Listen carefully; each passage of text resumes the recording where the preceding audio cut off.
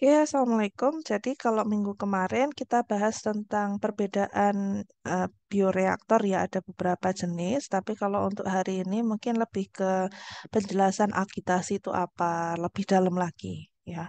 Sebenarnya sama aja, cuman kalau kemarin lebih surface-nya ini agak dalam sedikit ya.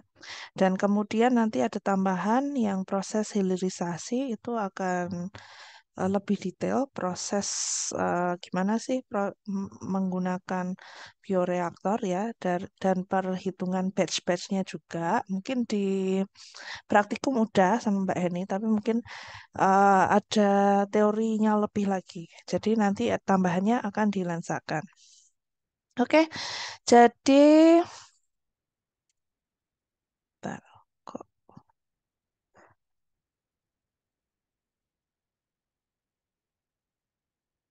oke.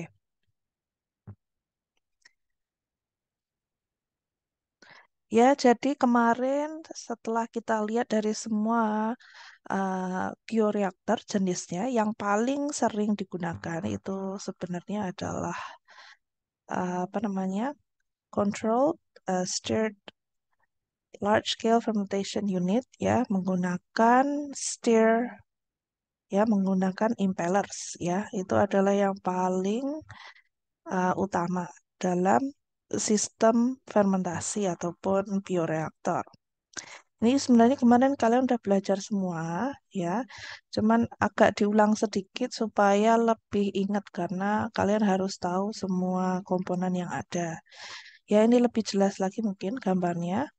Ada motor, masih ingat ya? Ada pH probe, ya, dissolved oxygen probe, temperature probe supposed to be sama, ada di sini. Cooling water out ini untuk menjaga stabilitas suhu, impellersnya, cooling jacket, biosensor unit, ya, temperature sensor dan control unit ada yang di sebelah kiri, kadang bisa lainnya juga tergantung. Cooling water in ya, jadi untuk sirkulasi supaya tetap suhunya rendah, nggak terlalu panas. Valve, valve itu intinya ya untuk mengukur lah semua untuk apa setiap valve ini untuk memberikan laluan ataupun kan air masuk ya misalnya airnya dimasukkan lewat cooling sistemnya itu harus dibuka tutup buka tutup ya pastilah pakai krannya pakai valve-nya air filler ya air in air out ini contoh yang batch dari bawah ya ini jadi udaranya dari bawah and then culture in nutrition addition semua dari situ ya. Ini beberapa poin-poin penting dalam proses bioreaktor. Pastilah ada transfer oksigen, tergantung juga dengan jenisnya. Ya, jadi pertumbuhan mikrobia aerobik khusus memerlukan oksigen terlarut dalam mediumnya, ya, karena mikrobia aerobik dia harus ada keadaan oksigen. Nah, biasanya kalau stirred batch seperti ini bisa dikatakan nanti masuknya kategori feed batch ataupun juga bisa masuk kategori continuous batch ya. Jadi oksigen hanya sedikit larut dalam air atau larutan sehingga harus selalu disuplai. Jadi ada supply of oxygen. Transfer oksigen dari gas ke mikrobia melalui beberapa tahapan. Ya, bagaimana sih proses transfer oksigennya di dalam proses bioreaktor? Yang pertama, transfer oksigen dari gas ke gas liquid interface, ya dari menggunakan gas liquid interface, kemudian ada transfer sepanjang cairan, ada transfer dari cairan ke mikrobia. Transfer sepanjang cairan ini biasanya lebih kepada misalnya dibarengi ya, misalnya ada transfer nutrien ataupun apa itu berbarengan, ya, jadi bareng-bareng di transfer oksigennya ataupun di dalam sudah dimasuk dalam cairan yang baru dia masuk dalam dia dimasukkan oksigen juga. Transfer dari cairan ke mikrobia itu mungkin cairan apa namanya dari bentuk cairan ya, transfer oksigen bentuk cairan ataupun dari gas ya. Kalau yang ini kan dari gas ya, biasanya dari bawah itu kemarin yang kita pelajari. Kalau dari cairan, jadi dia berbentuk cairan ya, dicampur untuk dimasukkan melalui nutrien. Itu juga bisa antara sepanjang cairan ataupun dari cairan ke mikrobia bisa kita lihat. Oke. Yang kemarin stirred tank ya, stirred tank bioreaktor yang selalu dipakai biasanya untuk feed batch, continuous batch dan sebagainya. Walaupun dia a bit highly cost dan banyak komponennya, tapi itulah yang paling uh, f- bukan lebih fleksibel ya, lebih kepada dia fleksibel dengan jenis nutrien apa yang diperlukan. Jadi kontrolnya paling bagus, sistemnya yang menjaga konsistensi nutrien itu sendiri itu yang paling bagus. Conventional mixing bioreactor, low capital cost, low operating cost. Kalau yang konvensional, ya, kalau konvensional aja, kalau yang large scale dan sebagainya, dia pastilah costingnya lebih tinggi. Tapi rata-rata sebenarnya tuh dia masih bisa direduksi karena dia konvensional. Tergantung dia jenisnya seperti apa. Lab scale, misalnya up to 20 liter glass, lebih besar, itu akan stainless steel. Ya kemarin contohnya juga udah jelas ya, kalau yang lab scale itu di bawah 20 liter itu masih pakai kaca, kalau lebih besar lagi baru memakai stainless steel. Rasio juga sama, kemarin udah dibahas sedikit ya, 2:1 sampai 6:1. Ya lebar eh, dan juga dimensi diagonalnya. Foaming sering menjadi problem pada sistem aerasi skala besar, ya. Jadi selalu harus ada impellernya untuk memecahkan foam tersebut. Ya, anti-foam tidak selalu dapat ditambahkan karena kadang dapat menghambat pertumbuhan mikrobia. Ada sih, ya, maksudnya seperti cairan ataupun enzim anti-foam, tapi dia bisa menghambat pertumbuhan mikrobia. Jadi lebih mending menggunakan stirred tank itu, ya. Jadi menggunakan impellers. Untuk SDR control system, yang utama dia pastilah harus ada sistem agitatornya, sistem penghantaran oksigen, sistem kontrol buih, ya, sistem kontrol temperatur, sistem kontrol pH, ada bagian untuk sampling, ada sistem untuk pembersihan dan sterilisasi, ini salah ejaan, dan ada bagian pipa untuk pengosongan reaktor. Ya, jadi kalau udah intinya bisa dimasukkan cairan harus bisa dikeluarkan, dibersihkan sampai sehabis-habisnya. Karena untuk pembersihan perlulah benar-benar cairan itu keluar dari sistem. Ya, jadi semua kalau ditanya ataupun kalau kita membahas kontrol proses ya harus pastilah semua ini harus ada di dalam STR sistem. Oke. Nah, yang pertama adalah agitator.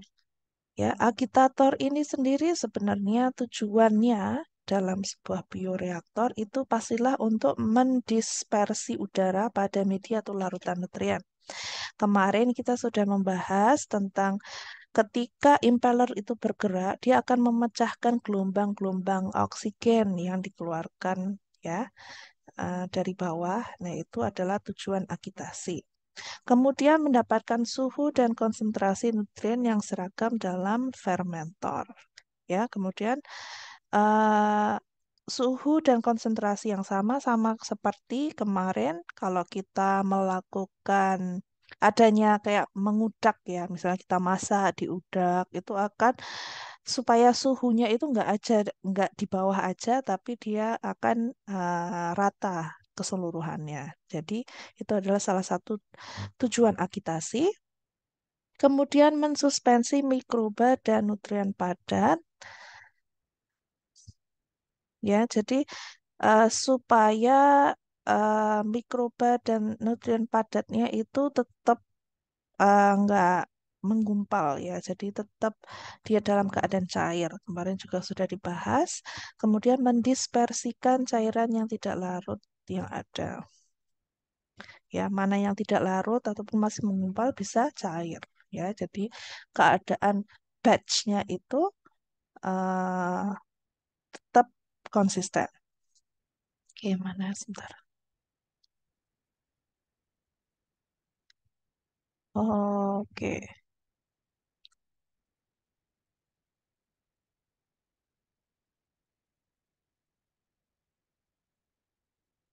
oke.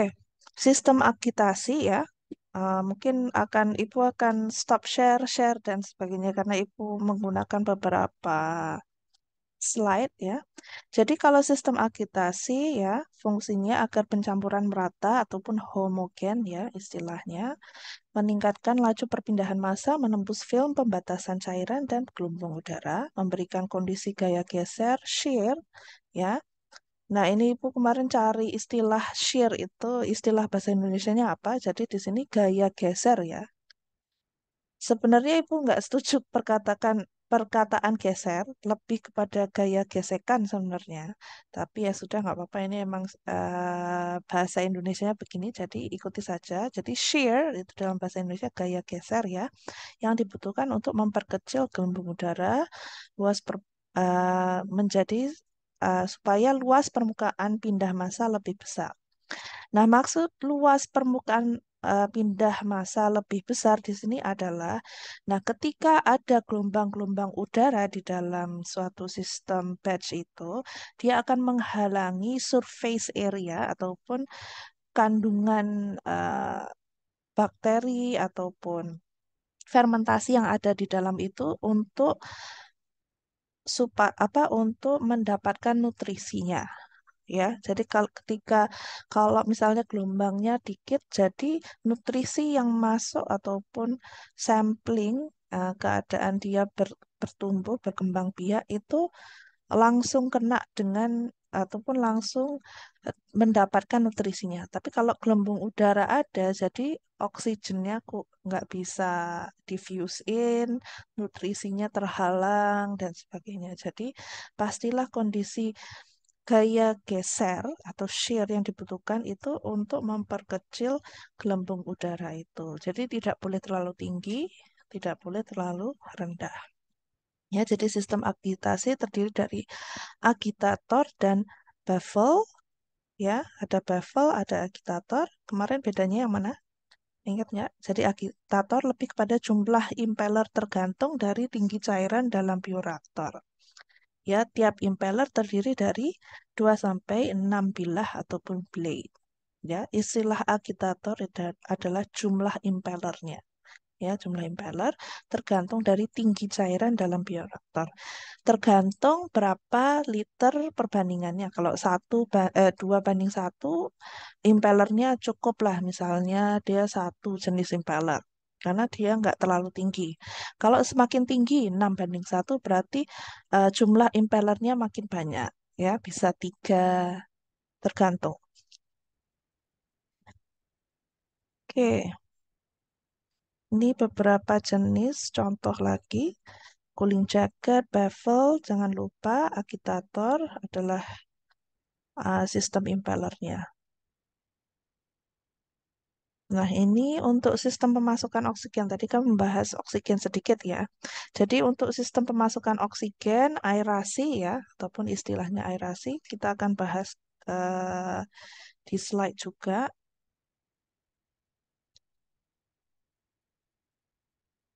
Sebentar, kayaknya Ibu seharusnya share-nya screen aja deh. Oke. Oke, ini kelihatan nggak slide PPT yang Ibu share? Yang Terlihat, agitator. Bu. Oke, berarti Ibu buka share screen aja. Ya, ini jadi untuk agitatornya. Kemarin kan mungkin kita hanya menyentuh ya, nggak spesifik ke bagian agitator pembahasan. Jadi kalau hari ini lebih masuk gitu. Ya, oke. Kemudian dari agitator itu fungsi impeller sama ya. Semua ini tuh sebenarnya sama aja. Dia cuman lebih. Kalau ini kan tujuan agitasi secara garis besar. Kalau fungsi impellernya aja. Ya, jadi kalau untuk fungsi impeller, mengecilkan ukuran gelembung udara untuk memberikan interfacial area. Sama dengan apa yang di slide satu lagi tadi, interfacial area itu yang lebih besar untuk transfer oksigen dan penurunan jalur difusi. Ya, jadi kalau dalam gelembung dia kalau nggak pecah, difusi oksigen nggak masuk. Ya, jadi intinya tetap sama. Untuk mempertahankan keseragaman lingkungan, ya, supaya keadaannya sama, macam impeller, contohnya kemarin juga udah dibahas sedikit ya, ada disk turbine, Vanet disk, open turbine, marine propeller, dan sebagainya. Oke, nah dalam pengendalian skala, sorry, ini mungkin kita bahas sedikit tentang yang feedback, continuous, karena ini harus masuk teori juga. Mungkin Ibu akan go through agak cepat ya, yang bagian pengendalian skala.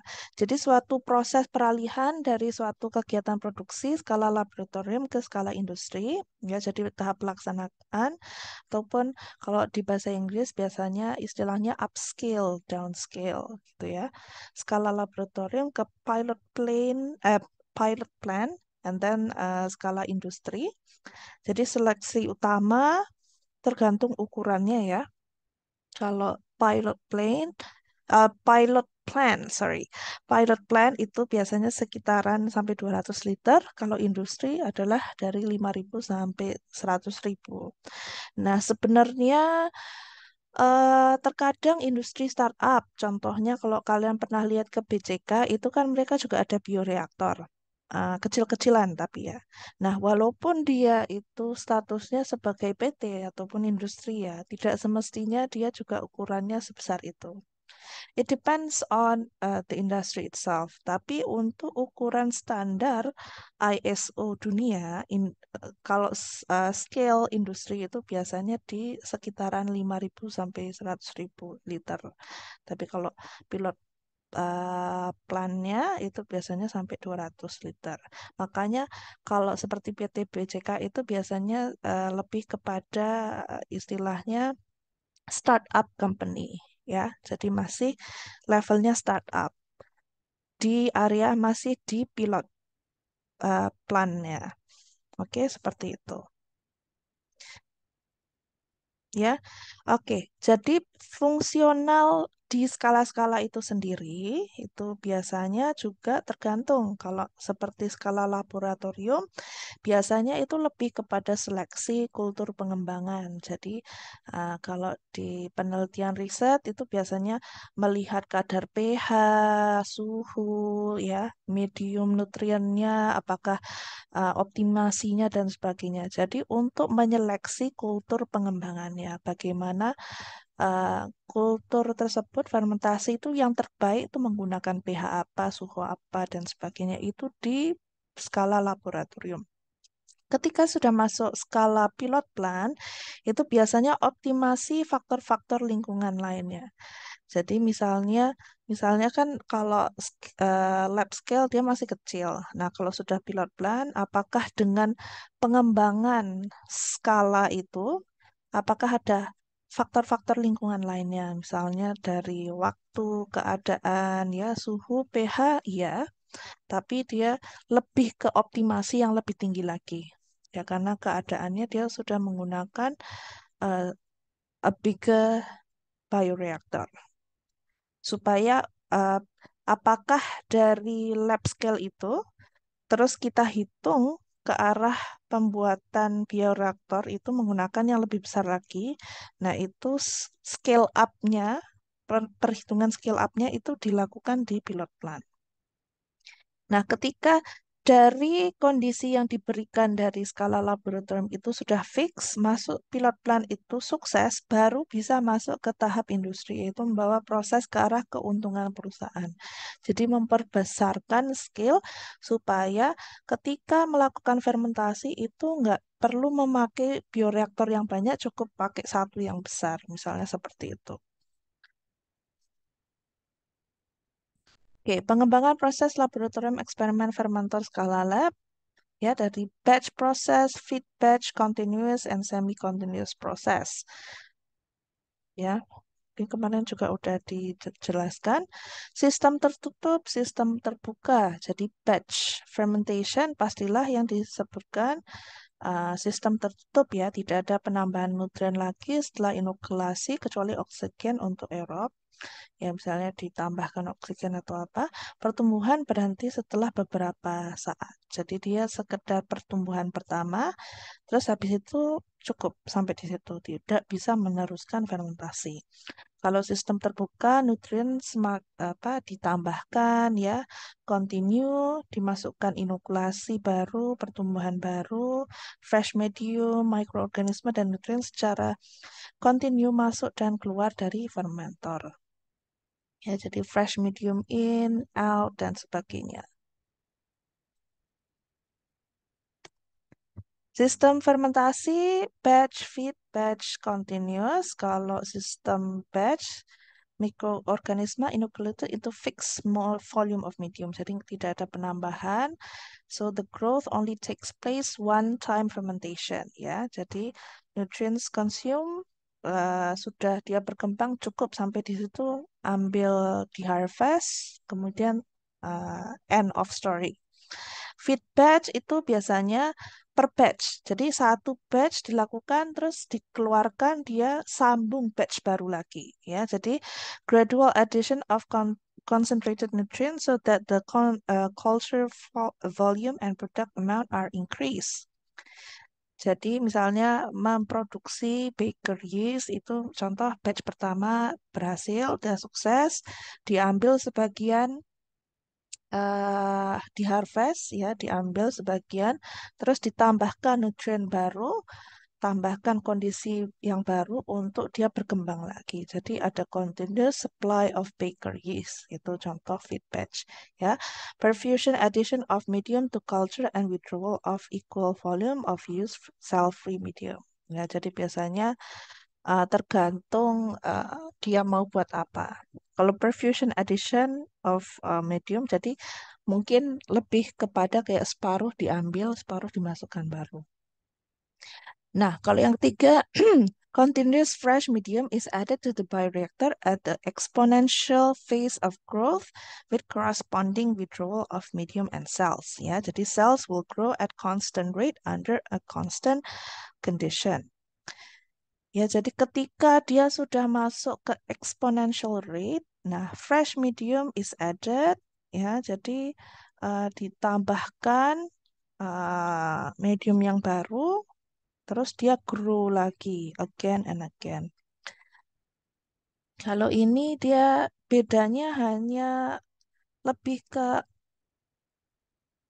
additionalnya sih. Kalau continuous dia akan terus menerus. Kalau feed batch itu dia lebih concentrated nutrients ya. Jadi hanya penambahan untuk pengekalan fermentasi tersebut ya. Bedanya itu. Kalau ini dia continuous ya. Jadi ada yang lama sudah diambil ataupun dia lebih kepada gimana ya menjelaskannya. Kalau yang feed batch itu lebih kepada dia sebenarnya membuat misalnya dia mau buat 2 hari ataupun 3 hari. Ya, dia tetap fix 3 hari, tapi hanya ada additional nutrients coming in untuk menjaga kondisi. Ya, nah kalau continuous itu dia akan terus-menerus. Jadi bakteri itu udah makin tumbuh, dia kan harus berkembang biak lagi kalau ada nutrien baru. Jadi ditambahkan lagi, tambahkan lagi. Jadi keadaannya continuous. Dia ditambahkan, yang lama diambil, ditambahkan, yang lama ambil terus-menerus, tidak ada berhenti. Mungkin akan berhenti setelah berapa kali batch, baru dia akan berhenti dibersihkan untuk dibuat baru lagi. Depends on the industry. Kalau feed batch itu cukup hanya penambahan nutrien sekali skala, ya, seperti itu. Jadi bedanya di situ. Batch tertutup, ya, time yang diambil S itu contohnya apa nutrientsnya, nutrients masuk, turun, habis, X itu batchnya, bakterinya udah sampai maksimal. Cukup sampai situ udah maksimal diambil. Feed batch eh, dia lebih panjang sedikit ya. Jadi as nutrients masuk, dia maintain kan, dia nggak berhenti di X itu. Dia akan kekal lama sampai apa sampai dia mati ya. Jadi feed batch dia ada tambahan nutrient from time to time. Seharusnya ini gambarannya nggak turun ya, dia lebih ke constant. Supposed to be sih, tapi ya sama aja. Tapi konsepnya dia ada constant nutrition in, kondisinya dijaga sampai keadaan dia cukup stagnan di akhir. Kemudian continuous, dia masuk dan keluar. Jadi dia menjaga. Conditionnya dia lebih banyak. Ini sebenarnya bukan yang konsisten dia di bawah gini. Ini maksudnya S ini maksudnya kan nutrition, keadaan dan sebagainya. Walaupun dia keadaan apa grafnya ini di bawah, maksud di bawah ini dia konsisten, dia tetap ada. Memastikan keadaan ini terus ada aja. Tapi kalau ini kan dia berhenti di sini. Kalau berhenti di sini ya bakterinya pertumbuhan fermentationnya juga stuck dan berhenti. Nah, ini dia mungkin lebih lama sedikit. Mungkin biasanya time frame-nya akan lebih lama. Ya, contohnya seperti tadi bilang 2 sampai 3 hari itu continuous fermentation. Kalau batch ini mungkin misalnya 24 jam. Cukup sampai kalau nutritionnya habis ya sudah sampai situlah dilakukan fermentasi. Kalau continuous ya sampai berapa lama yang diinginkan seperti itu. Oke, batch culture merupakan suatu sistem tertutup, operasi yang sederhana diisi dengan medium fermentasi dan inokulum selanjutnya dibiarkan untuk melakukan proses hingga saat pemanenan. Jadi sekali panen, ya. Ketika fermentasi sudah berakhir, dipanen, dilakukan downstream processing. Oke, upstream, downstream, udah belajar belum sebelum ini? Halo guys, downstream udah belajar belum? Upstream, downstream udah belum? Belum, Ibu. Oke, itu ada di proses hilirisasi ya. Jadi ini istilahnya dulu ya. Jadi fermentasi sudah berakhir, nanti ada downstream processing. Upstream itu untuk menaikkan kondisi masuk uh, nutrients, masuk bakteri ataupun apa yang mau difermentasi. Stagnan di tengah itu proses bioreaktor fermentasinya. Downstream itu adalah proses di mana uh, panen fermentasinya. Itu nanti diproses hilirisasi. Ya, kemudian bioreaktor dibersihkan, disterilkan hingga diinokulasi. Selanjutnya proses fermentasi berjalan lagi. Berarti dia masuk upstream kembali. Istilahnya begitu. Oke, batch culture, komponen media steril dimasukkan pada awal fermentasi dengan tidak ada penambahan makanan ya. Ini sebenarnya kurang lebih sama, cuman kata-katanya aja yang diputer-puter beda. Laju pertumbuhan mikroorganisme akan berlangsung terus sehingga mencapai titik nol seiring dengan semakin menurunnya nutrien atau terakumulasinya produk toksik ya. Jadi kalau nggak ada nutrien lagi, nah fermentasi itu tidak bisa berjalan lagi karena sudah nggak ada makanan. Jadi mulailah dia mulai mati dan menghasilkan produk toksik. Ya, jadi lag phase, exponential, stationary, death phase. Ya, kalau dalam batch culture dia sampai keadaan hampir ke death phase. Jadi dalam keadaan stationary harus sudah dipanen. Ya, ini sebelum ini pasti sudah belajar. Oke, keuntungan sistem batch harus tahu keuntungannya apa, kerugian apa. Sistem sederhana, sekali sterilisasi tidak memungkinkan untuk kontaminasi ya, karena dia keadaan tertutup. Jadi nggak ada in and out, jadi kontaminasi itu bisa terjaga. Biaya peralatan lebih rendah, produksi seragam ataupun konsistensi ya, karena dibuat satu batch, satu batch, satu batch. Kemudian kerugian sistem batch ini adalah terdapat lag time, ya, karena setiap memulai sebuah batch culture ini dia harus memulai dari lag time, ya, dari jadi harus apa namanya, harus ada permulaan, harus ada ending, ya. Kalau kita lihat di sini kan ada lag-nya, ya. Jadi dia harus menaikkan proses dari zero itu yang membuatkan kadang proses itu gagal atau berhasil. Ya, jadi ada lag time-nya itu. Kemudian terbentuk toksin, ya, karena kalau sudah menuju ke arah death phase, dia mulailah bakteri itu mengeluarkan toksik karena sudah nggak bisa memproduksi lagi, dia akan mati, mati, mati. Ketika dia mati, dia mengeluarkan toksik. Untuk produk-produk potensial, produksinya terbatas, ya. Jadi ini secukupnya untuk lab scale saja. Oke, feed batch merupakan modifikasi sistem batch culture. Proses fermentasi berkelanjutan dirancang sedemikian rupa sehingga pemasukan nutrisi dikontrol dan berlangsung secara konstan. Ya, jadi tahap awal proses sama dengan kultur batch, namun ketika kultur sudah mencapai tahap eksponensial tadi keadaan menaik, ya, maka dapat diperpanjang terus sampai tak terbatas dengan secara kontinu menambahkan medium segar ke dalam sistem. Ya, ketika dalam keadaan eksponensial, dia nggak akan ke stationary, dia akan naik terus sampai keadaan di mana kita nggak mau nambah lagi nutrien, maka dia berhenti di situ. Ya, feed batch ini bisa dalam kondisi di lab, ya, tapi biasanya alatnya itu pakai yang kaca, bioreaktor yang kaca, itu memang di setup untuk kita melihat stabilitas fermentasi, ya. Jadi sebelum kita ke pilot plant itu kita harus memastikan bahwa ketika ditambah nutrien itu fermentasi tetap berjalan. Kalau sudah dianalisis, oke, dia konsisten, dia stabil, dan produksinya tetap berjalan dengan baik, nah, berarti sudah benar, ya, suhunya sudah benar, pH, nutriennya sudah fix. Dan bisa dilanjutkan ke pilot plant and also for industrial scale. Ya, jadi feed batch culture, kapasitas aerasi kultur dalam fermenter dapat dipertahankan, dapat dihindari efek penghambatan dari komponen medium seperti misalnya cepatnya konsumsi karbon, nitrogen, fosfat itu bisa dikontrol.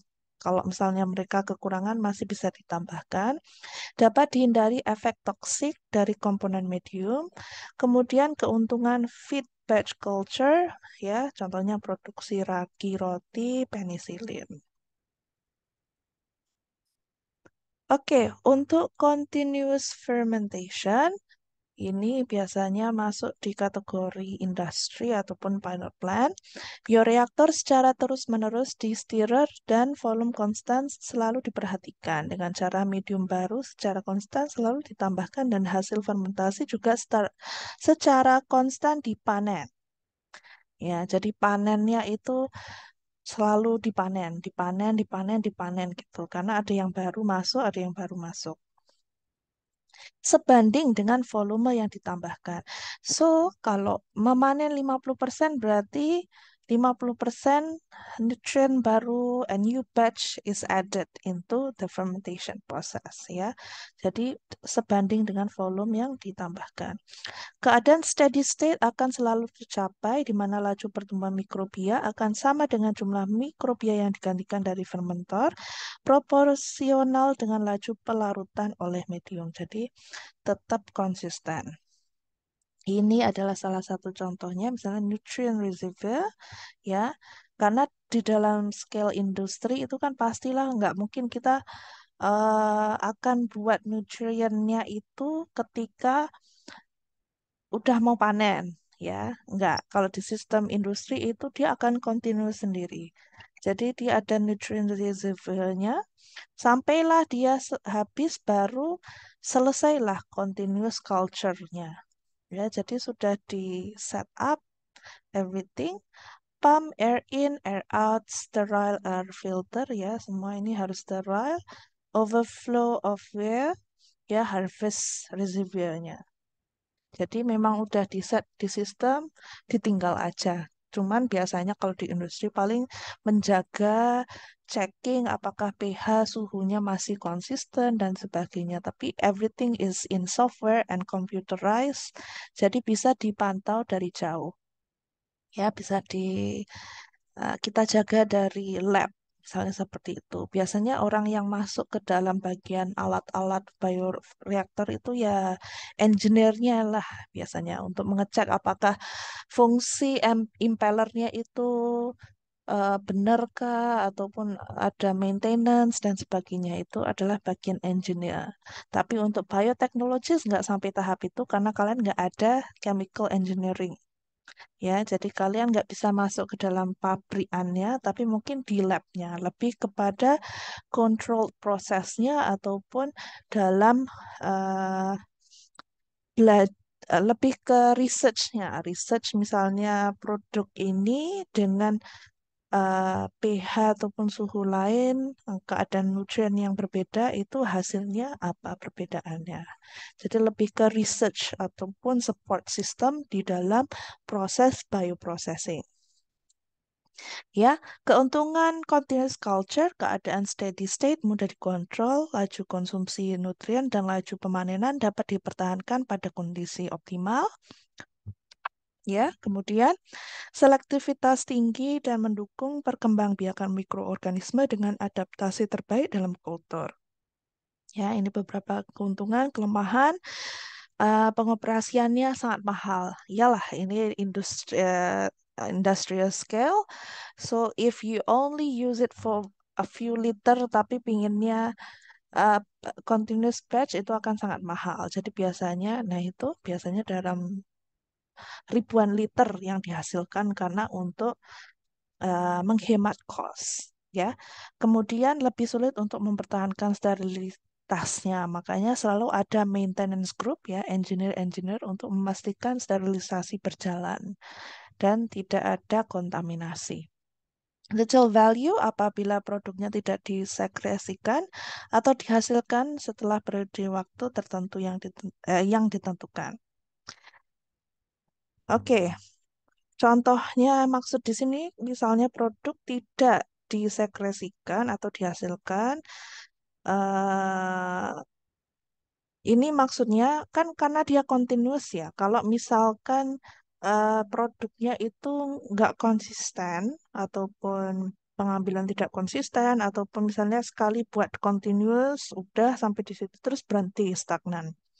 Jadi eh, ataupun pengambilan batch harvestingnya itu tidak begitu konsisten. Itu tuh kayak intinya tuh lebih kepada membuang waktu, membuang tenaga dan sebagainya untuk membuat sistem continuous.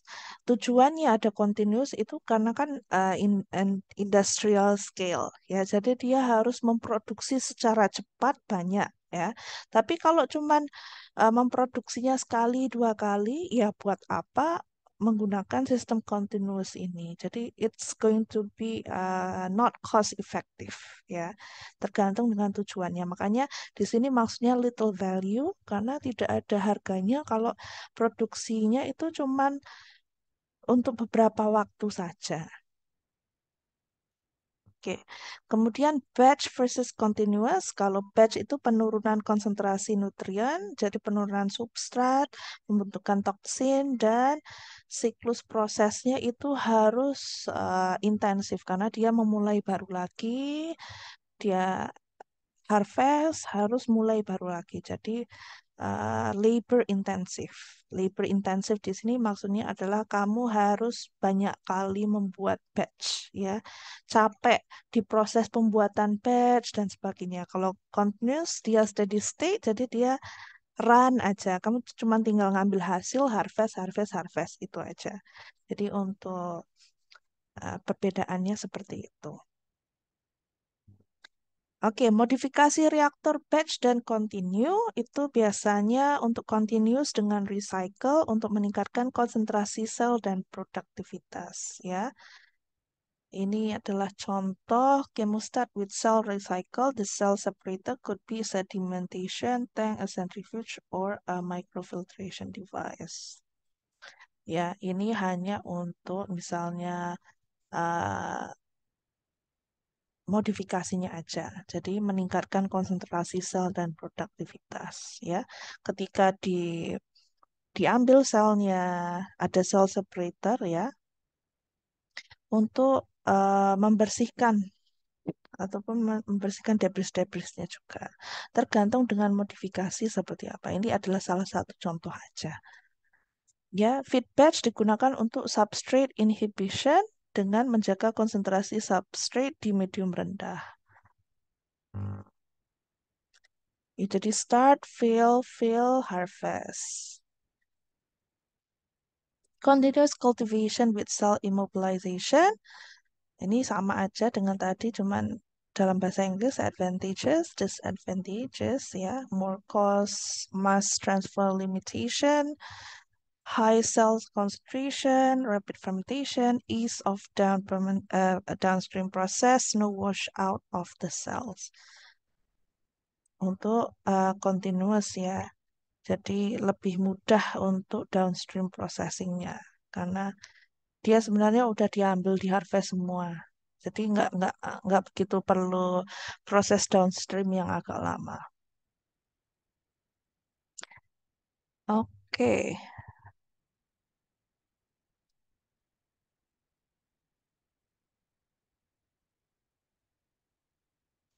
oke. Ini kalau oke kita bahas sedikit tentang sistem pemasukan oksigen ya, proses aerasi itu. Sebenarnya yang di slide satu lagi juga ada, sebentar. Oke, nggak apa-apa nanti aja dimasukkan. Oke. Jadi fundamentals of bioreactor, kalau yang tadi itu seputar stirred tank ya, jadi lebih kepada batch, fermentation, feed batch dengan continuous.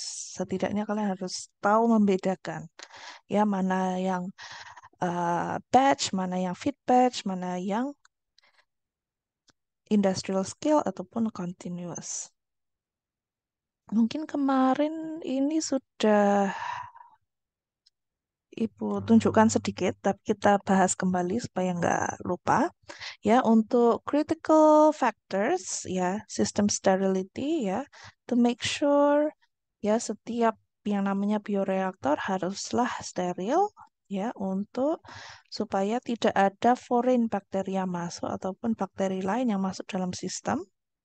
Kemudian, it must be ensured that performing sterilization of whole system is effective and easy. Ya, jadi memastikan kalau kita ingin menggunakan bioreaktor, pastilah sistem pembersihannya itu haruslah yang paling minim cost-nya dan juga efektif ya. Maksudnya dia harus gampang, mudah, tidak terlalu susah. Temperature control to limit the enzyme temperature tolerance limit of the enzyme is specific and narrow for all forms of life. Selection of suitable heat exchange services and control is important. Jadi setiap enzim itu pasti ada spesifik temperaturnya. Kadang dia lebih maksimal misalnya di suhu 37 degree Celcius. Kalau dia dibuat di suhu 35, maka enzim itu tidak bisa bekerja dengan maksimal. Jadi temperature control ini adalah untuk memastikan kemaksimalan, maksudnya maksimalnya enzim itu tumbuh ataupun diproduksi, bukan tumbuh ya, diproduksi. Kemudian untuk memastikan heat exchange surface and control is important. Untuk menjaga temperature control itu bukan hanya untuk batch-nya ya, bukan hanya untuk fermentasinya, tapi untuk menjaga sistemnya. Karena dalam sistem itu ada sensor, ada lain-lainnya, kan? Di surface itu pastilah harus ada control temperature-nya juga. Jadi makanya tadi kalau di gambar ada water coolant ya, ataupun coolant apa namanya di luar surface-nya itu ada untuk menjaga stabilitas temperatur dari luar untuk masuk ke dalam. Ya, jadi harus ada kayak termos lah ya, menjaga temperatur dalam keluar luar ke dalam. Jadi temperature control nggak harus untuk batch-nya, tapi juga keadaan sistemnya. And then pH value control and substrate feeding, ya, the enzyme tolerance with respect to pH value is also specific and narrow. Changes in pH can shift the chemical reaction to reduce product formation. Ya, jadi ketika substrate feeding ataupun nutrisi masuk, keadaan pH itu harus terkontrol juga. Nah, ketika misalnya kita buat fermentasi ya dengan keadaan pH 5. Nah, nutrisi yang masuk itu juga harus dalam keadaan yang sama pH-nya. Kalau misalnya pH-nya beda, harus disamakan dulu. Jadi pH kontrol itu pastilah harus lebih baik, harus dijaga. Terkadang juga ketika proses bioreaktor terjadi atau fermentasi terjadi, pH itu bisa dan sangat bisa pH itu turun, ya, bukan suhu, sorry, pH-nya itu turun ketika proses fermentasi terjadi. Jadi masuknya nutrien baru itu sebenarnya bukan hanya nutrisi, tapi juga untuk menjaga pH itu sendiri. Jadi kalau misalnya yang seharusnya dia alkaline, tapi dia semakin acid, jadi harus ada supply of acid, ya, ada penambahan eh, apa namanya liquid acidnya, ya, harus penambahannya ataupun bisa biasanya dicampur dengan nutrisi. Nutriensnya itu dalam keadaan pH yang lebih kecil supaya keadaan pH yang di dalam itu bisa naik kembali konstan. Oke, kemudian yang C, mixing of reactor content, agitation, ya, harus menggunakan impeller. Jadi agitation of the culture medium ensure the optimum nutrient supply to the organism. Kalau nggak ada impeller, batch system, ya, biasanya nggak ada impeller, itu menggunakan incubator shaker, ya. Minggu kemarin, 2 minggu kemarin udah dijelaskan, ya. Kalau nggak ada agitasinya, nggak ada impeller, maka menggunakan shaker. Kemudian user friendliness, easy to use, including inoculation, media input, product harvesting, easy clean, sterilize, dan sebagainya. Intinya user friendly. Ini kemarin juga udah dibahas. Processing flexibility, ya, jadi sistemnya must not be designed for one specific product. Ini udah dibahas kemarin, cuman diulang sedikit. Design of fermented vessels. Ini juga kemarin sudah dibahas, ya, mungkin bisa dibaca lagi, ya, tentang geometry of the vessel itself haruslah silinder, ya. Kalau kotak nanti uh, dia ada sudut-sudutnya kan. Kalau ada sudut itu pasti nanti ada yang nempel di sudut lah, ataupun nggak kena rotasi agitatornya. Jadi haruslah dalam keadaan vertical cylinder. Ya, ini mungkin kemarin.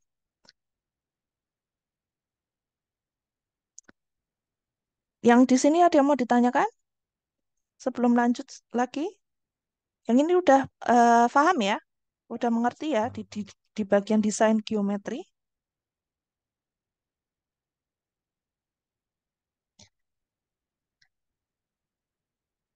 Oke. Paling juga sambil disambi apa kalian nonton Zoom ya. Oke.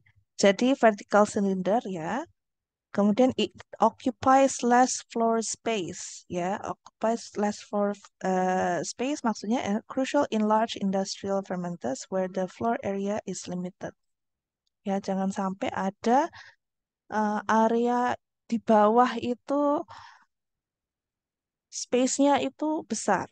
Ya, jadi biasanya dia konsisten, bentuknya tegak, sama, dan biasanya di floor plane-nya itu impellernya udah mendekati bawah itu. Jadi dia menjaga supaya batch itu tidak turun ke bawah ataupun sel-selnya itu nggak turun ke bawah. Jadi kadang ada aerasi dari bawah dan sebagainya untuk mengurangi ataupun less floor space-nya tadi. Kemudian it improves mixing in the fermenter. A bubble path is longer in a vertical typical fermenter and only need a single shaft in the vessel for mixing. Ya, ini contohnya. Air bubble path is longer in a vertical. Vertical dengan horizontal bedanya apa? Kalau horizontal seperti apa, vertical seperti apa? Harus tahu ya. Oke. Kemudian it facilitates removal of the broth from the bottom of the vessel ya. The concave design and the vessel allows easier removal of broth and product. Oke. Jenis concave. Concave itu kalau misalnya kayak panci, panci itu kan kadang pinggiran bawahnya tuh agak ada concave ya istilahnya ya. Jadi fermenter itu dia nggak bisa tegak terus dia lurus ke atas ya. Jadi dia bentuknya agak kayak oval di bawahnya. Jadi ketika kita ingin mengeluarkan produk dari bawah itu lebih mudah ya. Jadi lebih bersih juga. Body of vessel ya holds the broth. The space in the body of the vessel is the total volume, but the actual volume occupied by the broth is the active volume. Jadi ada head space, volume, working volume ya. Total volume adalah head space plus working volume. Ya, jadi working volume-nya 80%, perlu ada head space 20%. Kenapa harus ada head space 20% di ini? Kira-kira kenapa sih? Ada yang bisa menjawab? Kalau nggak ada head space, boleh nggak? Alasannya apa perlu ada head space di sini? Coba mungkin kasih beberapa alasan. Kalau nggak Ibu panggil. Halo, di sini siapa aja?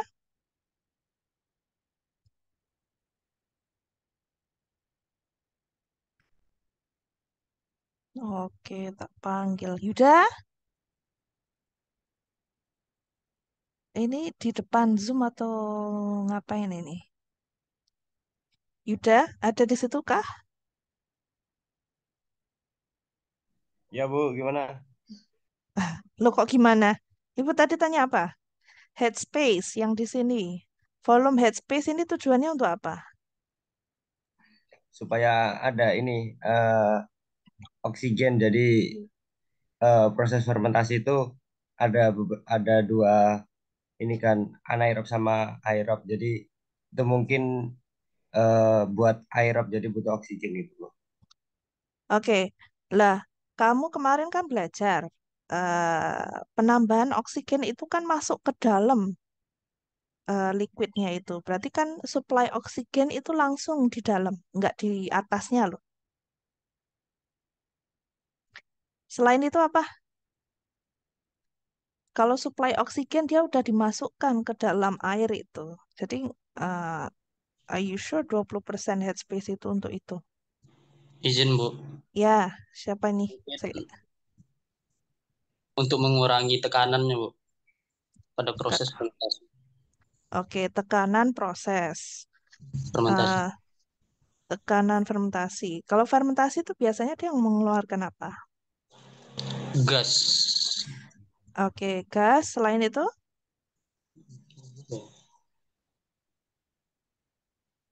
selain gas dia mengeluarkan apa?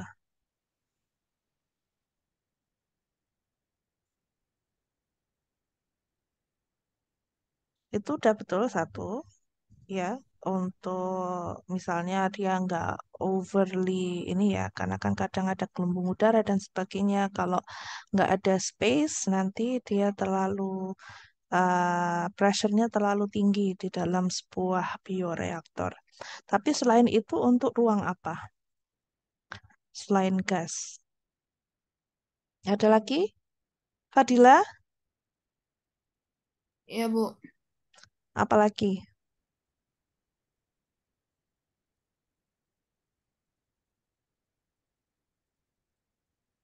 Selain selain gas, apalagi? Keperluan headspace itu untuk apa? Kayaknya kemarin udah dibahas, lupa lagi ya.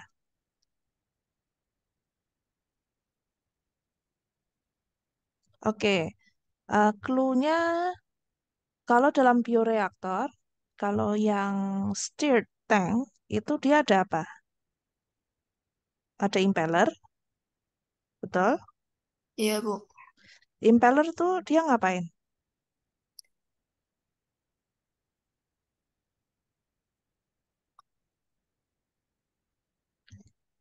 Ngaduk lah ya istilahnya. Kalau kamu ngaduk makanan gitu, misalnya kalian buat kopi, buat teh, ngaduk gelas itu ngisi airnya penuh nggak? Enggak. Karena kalau penuh gimana? Ya Enggak. nggak maksimal kan ngudaknya. Kalau ngudek itu kan biasanya dia pasti akan ada diudek dia akan naik ya. Volume waternya dia akan naik. Jadi itu salah satu alasannya. Yang lainnya adalah ketika fermentasi itu kan ada gas. Kalau ada gas itu pastilah ada buih ya. Ada buih, ada bubbles di atasnya. Ya, jadi kalau untuk menghilangkan bubble itu pastilah harus ada ruang udara untuk impeller itu membersihkan ataupun mengeluarkan bubble hasil buih-buihnya itu harus dikeluarkan dari sistem. Ya, itu another apa alasan kenapa ada headspace. Dan juga bioreaktor itu ada apa aja? Dia ada sensor dan sebagainya. Dia ada banyak tiup-tiup masuk keluar masuk ya. Nah, kalau dia headspace-nya ini nggak ada ataupun dia full, bagaimana kamu akan memasukkan nutrisi baru? Kontaminasi juga akan lebih mudah ya, karena kan udah full, terus mau sensornya masuk nggak bisa dibersihkan dan sebagainya, nggak bisa dikontrol ya. Terus kalau nggak ada headspace juga, nah misalnya kita masukkan 80%, bagaimana kita bisa mengontrol dia turun dari 80%, dia naik atau turun dan sebagainya. Jadi kita tidak bisa mengontrol volume medium tersebut. Ya, jadi sebenarnya banyak alasan. Ya, oke. Jadi ingat ya, 20%, 80%. Kalau misalnya ditanya kenapa sih membuat sebuah bioreaktor itu harus ada target volumenya, ya harus ada apa? Misalnya dalam bioreaktor itu juga harus ada tanda di mana maksimal liquidnya ataupun mediumnya itu masuk harus maksimal seberapa. Alright, next headspace, ya. Nah, ini functions prevent contamination by providing a gap between the broth and the top plate, ya. Provide contamination tadi sudah Ibu sebut. Allow the foam, air bubbles rising from within the broth to coalesce or break. Ya, jadi gimana mau memecahkan bubble kalau nggak ada ruang untuk memecahkannya. Allow back pressure to air to build up and to improve the aeration of the broth.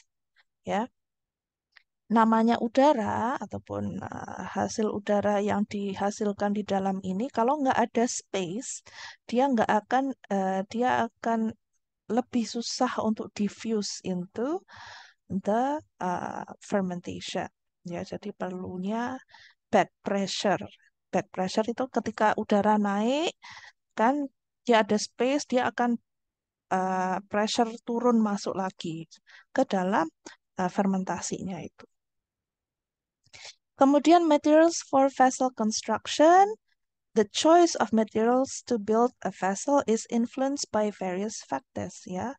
Kenapa material itu harus dipilih dengan sedemikian rupa? Itu karena untuk kita harus tahu size fermentornya, berapa besar kita mau memproduksi.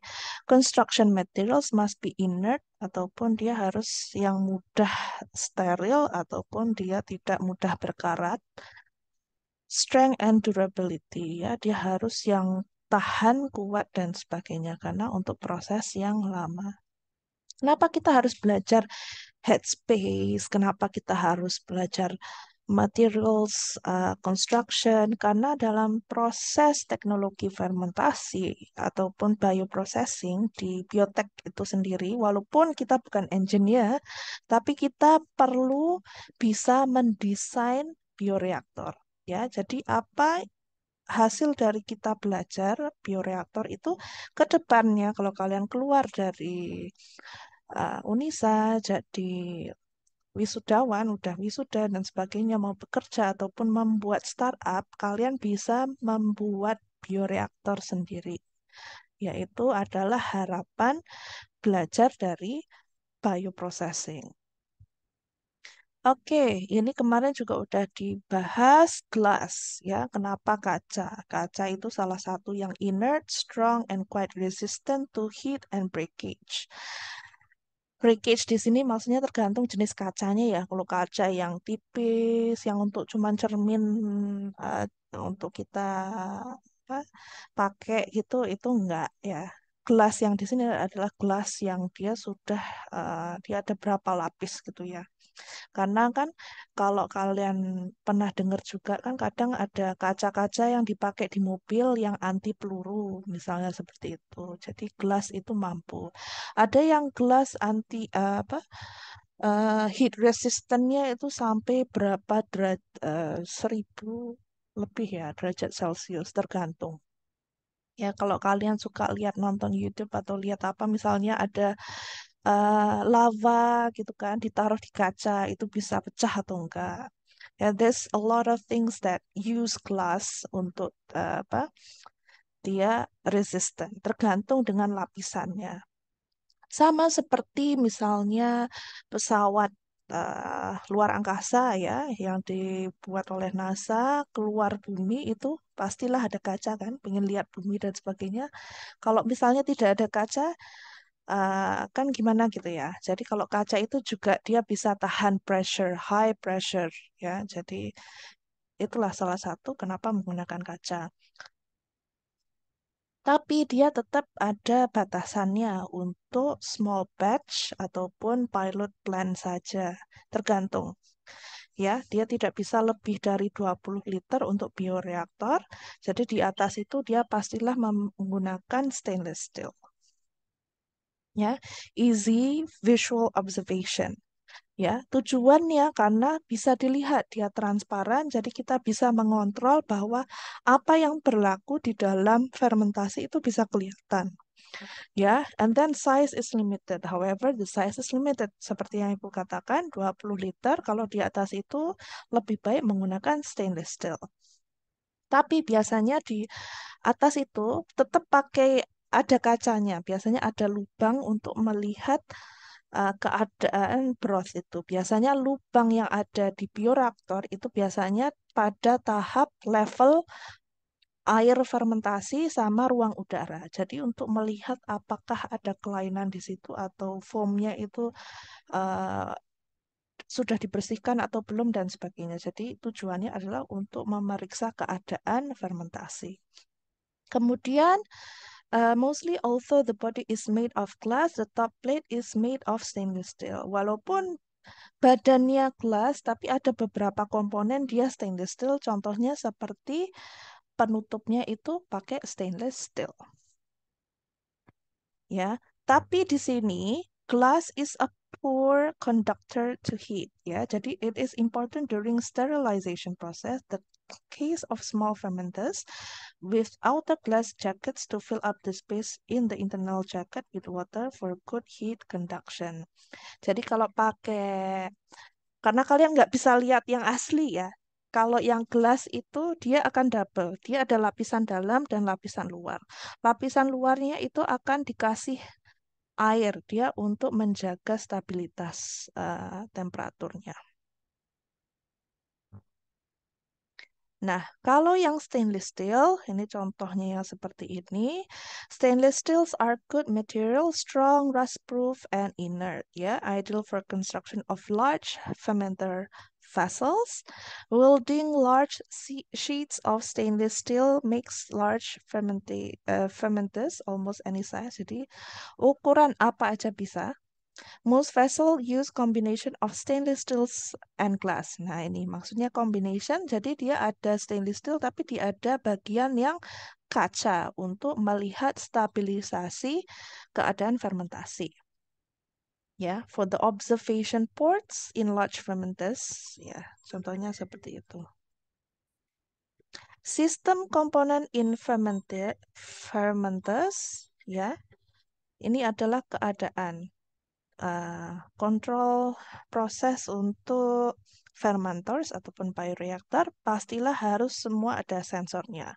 pH sensor, antifoam sensor, ya, drift shaft, ya, temperature probe dan sebagainya. Nah, ini adalah sistem komponen fermenters. Kalian harus bisa menjelaskan komponen-komponen yang perlu ada di dalam bioreaktor dengan detail, ya, misalnya tujuannya ada ini apa, tujuan itu ada apa, sensor ini perlunya untuk apa dan sebagainya. Jadi general fermenter by its various system components perlu ada mixing system, yaitu agitation itu harus ada impellernya, aeration systemnya harus ada aerasinya, heating and cooling system itu wajib ya untuk menjaga stabilitas temperatur tadi, sampling system sama seperti yang tadi yang awal itu harus ada tempat di mana kita bisa mengambil sampel, filter system ya untuk filtrasi dan sebagainya, seals and valves ya untuk buka tutup ya supaya menjaga dari kontaminasi luar ataupun dari dalam keluar, sensors and probes ya, sensor segala macam sensor. Oke, agitation, stirrer shaft seal ya, yang di atas ini. Sealnya, ya, most crucial, the point where the shaft enters the vessel need efficient seals ya. Jadi haruslah dia benar-benar tertutup ya. Terus the design of the stirrer shaft is important point of faulty and contamination. Pastilah dia harus jenisnya dibuat untuk menjaga sterilisasi. Kemudian for most lab scale reactors, the agitator are mounted on a shaft located on the top plate. Ya, kalau di sini maksudnya untuk lab scale reactors ya, agitator biasanya dia lokasinya adalah di atas ataupun di keadaan dia dekat sama shaft top plate-nya. Ini kan top plate untuk shaft-nya. Jadi kalau lab scale dia biasanya dia taruhnya di atas. Kalau yang industri biasanya dia di bawah-bawah-bawah. Jadi kalau untuk lab scale karena dia cukup ada impeller 1-2 cukup, yang di tengah nggak perlu, nggak apa-apa. Ya, makanya dia di atas, satu di bawah. Kalau untuk yang industrial scale karena dia besar, perlulah ada di tengah-tengah. Kemudian motor should be able to work at constant RPM for long fermentation periods. Motornya ya, penggerak rotasinya itu istilahnya RPM ya. Ini adalah istilah rotation per minute sebenarnya. Singkatannya rotation per minute ya. RPM-nya ini for long fermentation period dia harus konsisten, harus bisa konsisten. Motornya itu harus bagus lah ya istilahnya. Karena kadang fermentasi bisa dalam keadaan misalnya 2-3 hari. Kalau yang continuous batch dia bisa sampai seminggu, 2 minggu, ataupun lebih dari itu bisa sebulan ya. Jadi motornya itu nggak akan berhenti. Jadi kalau motornya itu didesainnya jelek ataupun dia gampang konslet lah, mati dan sebagainya, makanya dia nggak bisa ya. Jadi harus memiliki motor yang kuat supaya bisa konsisten. Konsisten RPM berarti speednya, speed untuk impellernya itu bergerak, agitationnya juga harus konsisten. Ya, RPM again dalam kepanjangannya rotation per minute. Ya, ini satuannya. Drive configuration. The drive for the actuator shaft can be installed either from above or from below the vessel. Ya, drive configuration maksudnya motornya itu bisa dari atas ataupun dari bawah ya, tergantung. Bisa ditaruh dari atas ataupun dari sistem bawah. Most small laboratory reactors is mounted from above, easy to maintain. Jadi dia dari atas ya, di penutupnya dia udah ada motornya karena untuk maintenance sistemnya lebih baik. Kalau dari bawah itu akan agak susah. Itu engineer prosesnya lah ya. Kita nggak usah utak-atik masalah itu, tapi kita harus tahu kenapa dia di atas, kenapa dia di bawah.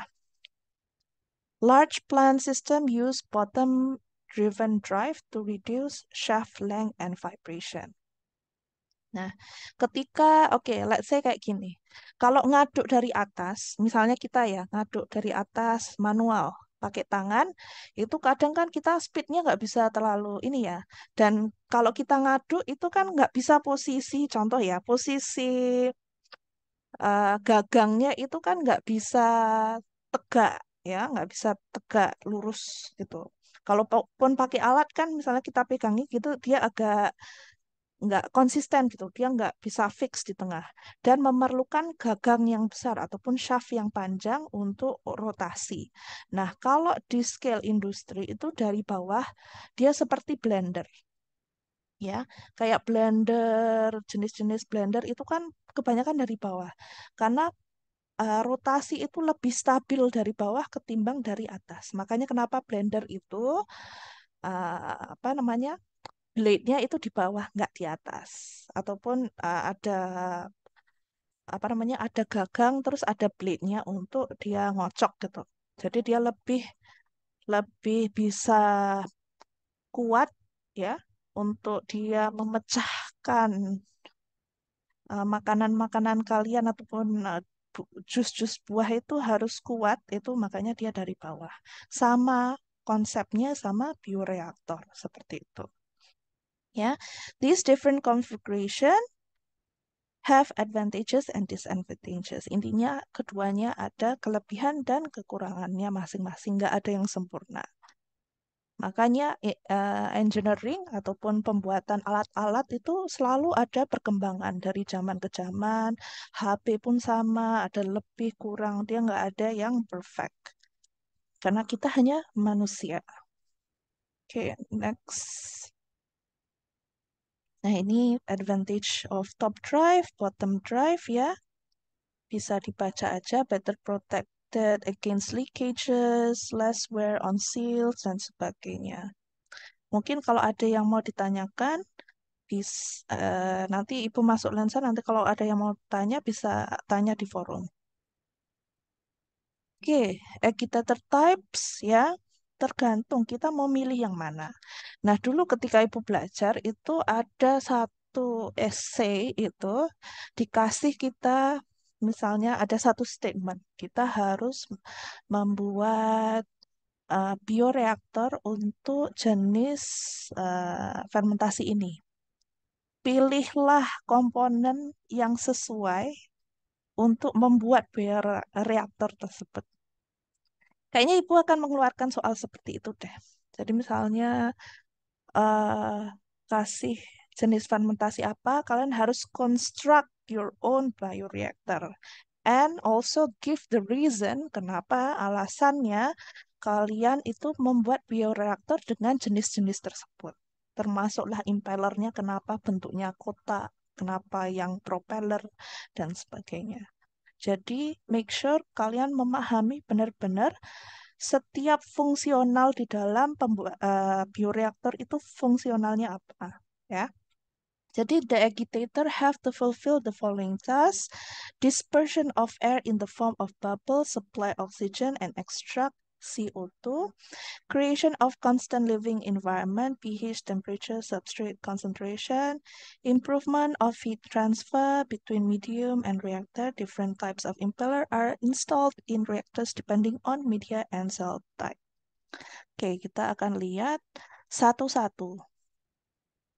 Ya, common types ada multi-blade disc, propeller, intermake, Kaplan turbine. Ya, Untuk ini istilahnya kita katakan multi blade ya.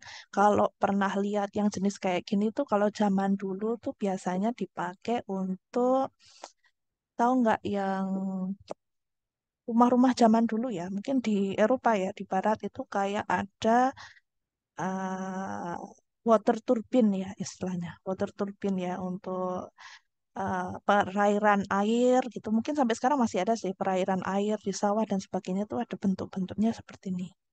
Disc impeller ataupun multi blade disc impeller. Biasanya, to produce radial flow and high energy dissipation density in the proximity of the agitator. Nah, ini untuk meningkatkan, dia biasanya untuk yang kecepatannya tinggi, ya, ataupun high energy dissipation density. High energy dissipation density maksudnya biasanya fermentation itu yang uh, dia komponen liquidnya itu berat. Jadi ya kadang fermentasi kan ada yang ringan ya, maksudnya liquidnya itu ataupun sel bakteri yang dipakai itu dia ringan-ringan aja, maksudnya dia nggak terlalu padat density apa fermentasinya. Kalau yang agak padat, biasanya dia akan menggunakan im, multi-blade disc impeller ini. Kemudian, good dispersion of air bubbles provide a good O2 transport in the liquid phase. Karena density untuk multi-blade ini biasanya dia agak thick, jadi dia sebenarnya bagus untuk memberikan ya oksigen yang masuk itu didisperse-nya lebih mudah karena dia memiliki six blade ya, dia blade-nya banyak. Kemudian high local shear stresses, high shear forces, high oxygen concentration. Jadi shear-nya dia tinggi. Dia memerlukan, dia akan menggunakan shear yang tinggi. Karena keadaan dia banyak blade-nya, jadi terpaksa dari kalau dia spin out, jadi dia akan kena dengan sel-sel yang ditumbuhkan itu ataupun bakteri yang ditumbuhkan fermentasinya itu akan tinggi. Jadi kalau untuk membuat bioreaktor untuk yang memiliki low shear dia nggak sesuai ya karena dia biasanya high shear stress. Ya, jadi kalau misalnya ada soal, dia maksudnya low shear, ini nggak bisa digunakan sebagai impellernya. Seperti itu. Tapi kalau dia memerlukan high oxygen ataupun dia memerlukan kadar oksigen yang tinggi, ini bagus untuk meningkatkan kadar oksigen. Jadi harus kita lihat di mana kesesuaiannya. Oke. Kemudian propeller impeller. Nah, ini biasanya seperti ya propeller kipas angin gitu ya. Create an axial flow and are used for mammalian cell cultivation. Nah, kenapa mammalian cell? Karena dia jenis mammalian cell ini dia nggak boleh kena shear force yang terlalu tinggi. Jadi low shear forces in connection with low oxygen requirement. Ini sesuai ya, propeller impeller. Kemudian intermic impeller. Nah, ini jenisnya kayak klem-klem gitu ya. Create both radial and axial flow. Ya, radial and axial dia naik, flow naik dan juga flow turun. Naik turun muter ya. Dia banyak flow-nya itu dia nggak cuma satu sisi ataupun dia naik turun gitu aja, tapi dia bisa naik dan turun. Ya, karena keadaan bentukannya seperti ini. Jadi shearing stress distribution in the reactor is more evenly spread. Ya, shear stress-nya dia rata dan kemudian the shear forces in comparison to blade disc impeller are significantly low. Jadi dia kategorinya masuk low shear ya, low shear stresses, tapi mungkin propeller itu dia lebih low lagi. Ini akan lebih low lagi ketimbang yang intermic impeller. Alright, kemudian Kaplan turbine. Ya, untuk Kaplan turbine ini sendiri biasanya di bawah ya, dia didesain untuk ditaruh di bawah kayak blender lah ya istilahnya. turbine agitators are generally installed in loop system. Yeah, loop system, the mixing effect is achieved by circulating the liquid vertically upwards between vessel wall and draft tube. Ya, jadi biasanya dia dari bawah.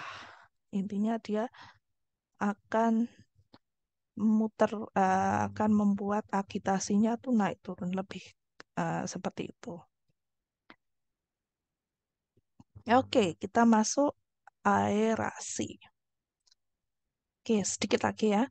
Aerasi, ya oxygen supply to the microorganism culture is from sterile air delivered into the reactor. Ya, jadi supply oxygen tadi bisa dari air bubbles dari bawah ataupun dari uh, sebenarnya dari bawah, kebanyakannya dari bawah. Kecuali yang turbinnya di bawah biasanya aerasinya bisa dari samping.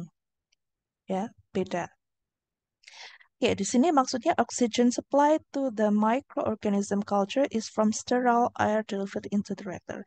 Jadi udaranya, gasnya, O2-nya itu memang sterile, jadi dari tabung-tabung oksigen. Nah, kalau memiliki, ya misalnya kayak lab kita ya, misalkan kita punya bioreaktor yang pakai kaca gitu ya. Nah, itu kita juga harus beli tabung oksigen. Nggak bisa sembarang oksigen gimana gitu ya. Tabung-tabung kecil itu biasanya kurang. Biasanya memang tabung-tabung gas gitu ya. Jadi perlulah sterile ya, udaranya harus bersih. In some cases, O2 and 2CO2 are mixed into the air or as combined gas mixtures ya. Ini biasanya kalau dia digabungkan, itu bukan berarti gasnya digabungkan dulu terus baru dimasukkan ke dalam bioreaktor, tapi dia ada kabelnya masing-masing. Jadi O2 masuk, nitrogen masuk, CO2 juga masuk. Tergantung ya. Jadi kalau ada aerasi, ada 3 jenis ya, kabelannya yang masuk ke dalam sistemnya itu ada 3. Kemudian aeration rates for stirred reactors generally between just over 0 to 2 VVM. Ini adalah satuan aeration rates-nya. Ya, jadi kalau di dalam sistem komputer menggunakan aerasi itu di sistem itu kita biasanya supply-nya adalah antara 0 sampai 2 VVM. Nah, ini kan cuma teori ya. Kalau ada prakteknya lebih bagus lagi bisa tahu gitu. Tapi Ibu akan coba usahakan untuk dapatkan materi ataupun video yang menggunakan software komputer dan juga proses kontrolnya. Nanti Ibu carikan dari univ lain. Kemudian, oxygen supply for the organism can only be achieved when O2 dissolve in the liquid. Ya, karena masuknya oksigen ke dalam medium itu adalah dalam keadaan gas, jadi pastilah harus ada impeller itu, ada agitatornya itu untuk memecahkan bubble oksigen itu untuk bisa dissolve ke dalam liquidnya. Ya, jadi sistemnya gitu. Kalau dia nggak dipecahkan, oksigen supply itu sebenarnya nggak masuk. Ya, dia harus dalam keadaan diffuse into the liquid dengan memecahkan gelombang udara.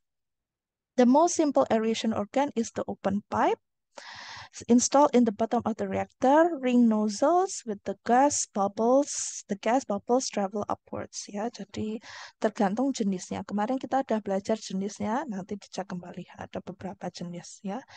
Ada sparker ya. Ini jenis sparker. Ada apa lagi ya? Jenisnya ada yang dia diffuse system ya dan sebagainya.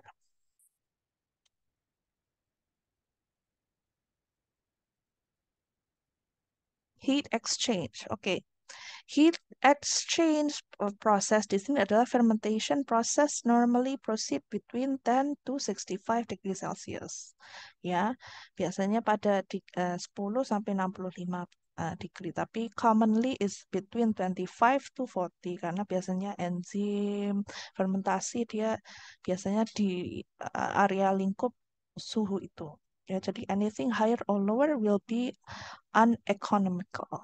Ya, maksudnya uneconomical kalau di bawah 25 itu butuh pendingin.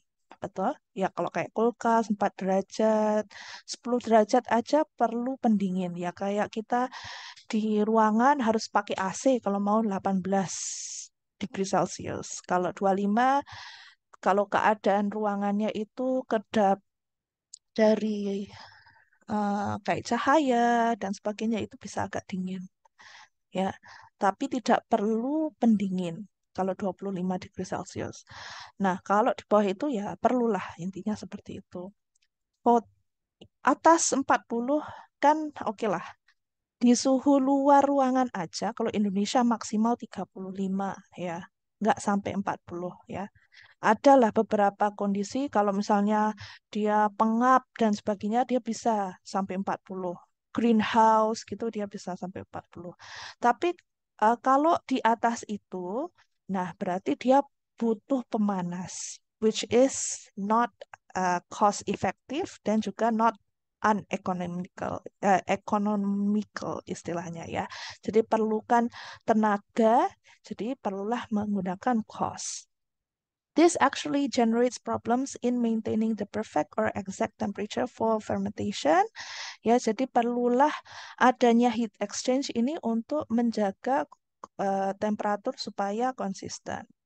Ya, metabolism of organism produces heat 15 to 25 kilowatt per meter area. Ya, and so is mechanical agitation. Ya, ini hanya beberapa teorinya ya, metabolisme organisme itu biasanya menghasilkan heat sedemikian rupa. Jadi heat production increase in proportional to volume of medium by threefold for each diameter. Ya, jadi ketika mediumnya itu semakin banyak, maka heat yang dihasilkan oleh fermentasi itu semakin meningkat. Jadi haruslah ada pengontrol temperatur. Ya, small lab scale vessel have double jacket for efficient temperature control. Ya, jadi kalau dilihat dari sini, ini kacanya ada 2 lapisan. Ya, bisa dilihat ini lapisan dalam, terus ini lapisan luar. Jadi dia ada celah antara kaca pertama itu sama yang kedua. This is inefficient for vessel with volume larger than 20 meter cubic, ya, 20.000 liter. Large fermenter vessel will need to have heat exchange mechanism. Ya, kalau cuma sekadar 20 liter mah, yang penting ada heat insulatornya, heat temperature control jacketnya. Tapi kalau di atas itu untuk industri, dia pastilah harus ada heat exchange mechanismnya. Oke, sepertinya udah itu aja sih. Oke, syarat proses bioreaktor ini kemarin ada di slide sebelumnya, tapi Ibu bawa ke sini. Ini kita kemarin Ibu belum sebutkan banget ya, cuman sekadar kalian baca sendiri. Nah, jadi ini adalah uh, lebih kepada overall dari apa yang kita pelajari. Syarat proses bioreaktor itu pastilah harus dari bahan yang sesuai ya. Syarat bahannya itu bersifat tidak racun, baja, tahan karat ya, dari bahan. Oke, kemudian mampu mempertahankan kondisi steril dan bebas kontaminan. Dia haruslah bisa steril, menjamin pertumbuhan mikroorganisme dan produk. Berarti di sini maksudnya dia harus bisa mensuplai nutrisi, ya, mensuplai keadaan oksigen dan sebagainya, ataupun mempertahankan pH. Jadi harus ada komponennya yang seperti itu. Kemudian volume culture relative constant, dia harus yang tidak bocor, menguap, konsentrasi biomasa harus tetap tinggi. Jadi menjaga medium itu dengan volume yang sama. Konsumsi tenaga, energy efficient, any design, any engineered design itu didesain untuk cost effective ya. Jadi apapun yang kita buat haruslah menggunakan konsumsi tenaga yang paling efisien. Efisien tidak bermaksud dia the lowest cost, tapi dia efisien untuk kegunaannya. Kayak contoh yang tadi, continuous batch ya, pastilah cost-nya tinggi, tapi dia harus worth dengan apa yang dihasilkan. Kemudian ada fasilitas pengendalian kondisi lingkungan ya, semua harus ada. Adanya desain proses yang dapat dimonitor dan dikontrol ya. User friendly tadi ya sama ya, intinya user friendly ya, harus ada softwarenya, sistemnya, dan bagaimana supaya dia mudah dikontrol ataupun bisa dijaga stabilitasnya. Kemudian agitasi yang efektif, mudah dibersihkan ya. Ini syarat utama membuat sebuah bioreaktor. Kemudian, oke, syarat fisik, of course, tidak boleh ada hubungan antara sistem yang steril dengan non-steril. Maksudnya, kalau mau memasukkan medium yang baru, haruslah ada selang, ada katup, ada penutup, ya ada valve-nya. Buka tutupnya tuh harus ada untuk menjaga steril. Jadi kalau mau memasukkan baru dibuka selangnya masuk. Setelah masuk langsung ditutup supaya tidak ada kontaminan selain yang dimasukkan dari itu. Hindari kelap-kelap atau penghubung bentuk gelangan karena bentuk demikian dapat mengendur akibat dari gerakan vibrasi alat dan kenaikan suhu memungkinkan kontaminasi.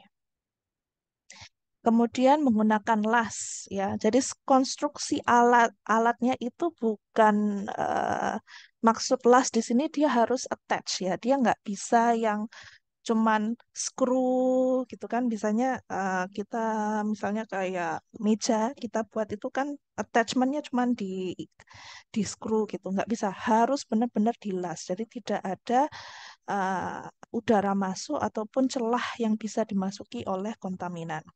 Kemudian hindari ruang-ruang perangkap serta bentuk leher ataupun bentuk-bentuk yang uh, seperti kemarin sudah dijelaskan, jadi nggak ada yang kayak Erlenmeyer bentuknya ada lehernya terus buka lagi ya, ataupun leher itu contohnya kayak kalau kalian tahu yang apa yang pasir waktu itu kan dia bentuknya kayak hourglass kan, dia ada yang bentuk kecil. Nah, itu adalah leher maksudnya, bentuk-bentuk seperti itu. Karena ruangan seperti itu sulit dibersihkan ya. Jadi intinya dia susah dibersihin. Kemudian semua bagian sistem harus dapat disterilisasi secara tersendiri. Ya, ini contohnya adalah yang tadi bentuk fermentornya itu bawahnya tuh nggak lurus, tapi dia ada agak oval. Jadi ketika mengeluarkan seluruh isi dari fermentor itu, dia bersih, ya, nggak ada yang nempel di pinggiran ataupun dia susah dikeluarkan, harus dikocok gitu. Kalau misalnya kita beli susu kan biasanya wadahnya kotak gitu kan. Kalau kita ngeluarin itu kan pasti masih ada kayak yang sisa-sisa itu karena dia bentuknya kotak. Kalau dia bentuknya oval, lonjong, itu dia lebih mudah untuk mengeluarkan seluruh isinya seperti itu. Ya, intinya just a dynamic sense of design. Ya, kemudian ada katup-katup yang mudah dibersihkan. Ya, valve dan sebagainya itu harus mudah dibersihkan. Tekanan dalam fermenter harus tetap positif sehingga kalau ada kebocoran akan mengarahnya keluar. Ya, jadi kalau adanya pressure itu kalau bisa pressure-nya baik dari dalam keluar, jangan dari luar ke dalam. Jadi kondisi di luar itu harus pressure-nya itu intinya lebih rendah daripada yang dalam. Kalau pressure-nya lebih tinggi dari luar, nah dia bisa masuk ke dalam itu lebih bahaya. Kalau bisa meledak dan sebagainya, ya. Jadi itu adalah cuman dari desain engineer-nya. Ini contoh typical fermentation process. Ini banyak lagi kah? Oke. Ini nanti kalian bisa baca selanjutnya. It's just a tool for exploitation, ya optimal mass transfer. Nanti Ibu kasih translation bahasa Indonesia juga. Sebenarnya ini bisa tinggal dimasuk dokumen, translate bahasa Indonesia sekarang udah banyak ya, jadi it's easy. Cuman untuk pemahaman Ibu dan my sources banyak dalam bahasa Inggris, jadinya in English, tapi nggak apa-apa, nanti Ibu akan kasih yang bahasa Indonesia juga untuk pemahaman. Ya, ini sedikit. Control and monitoring of process fermenter is often equipped with sensors ya. Jadi karena di sistem ya masuk dalam komputer, dia sensornya itu memberitahukan tentang keadaan temperatur dan sebagainya. Kalau ada kekurangan dari kontrol itu ataupun temperaturnya turun, pH turun, dia akan langsung automatically notified at the software di laptop. Jadi ataupun kadang bisa disetting ya, misalnya kita setting overnight itu, kalau misalnya ada keadaan yang turun, di software komputer itu dia akan automatically add untuk bioreaktor tersebut. Jadi kita nggak harus manually add, misalnya, oh ini kurang nutrisinya nggak. Jadi ada tempat ini ya, contohnya di sini. This is some of the nutrients ataupun media yang tersedia yang untuk diinput ke dalam bioreaktor ketika ada kekurangan. Ya misalnya untuk menjaga pH dan sebagainya, semua ini sistemnya otomatis. Ya sekarang semua sudah otomatis, jadi kita nggak harus berada di situ untuk menjaga. Tapi once in a while we come and see the software computer, is it running well and everything is running well, itu aja. Ya, kemudian maintenance of aseptic condition, important factors to maintain the sterility, avoid the problems of contaminants. Jadi harus memastikan aseptic condition, tempat biar reaktornya itu sendiri harus dalam ruangan tertutup dan sebagainya. Jadi untuk avoid other contaminants from outside. Intinya itu. Oke. Ini nanti bisa tambahan baca sendiri. Oke, ini sama ya. Kemarin udah Ibu inform 20 Jun kita presentasi 3-4 orang ya. Kalau ada pertanyaan bisa langsung tanya ke Ibu. This is the end for today. Itu aja cukup. Ada yang mau bertanya?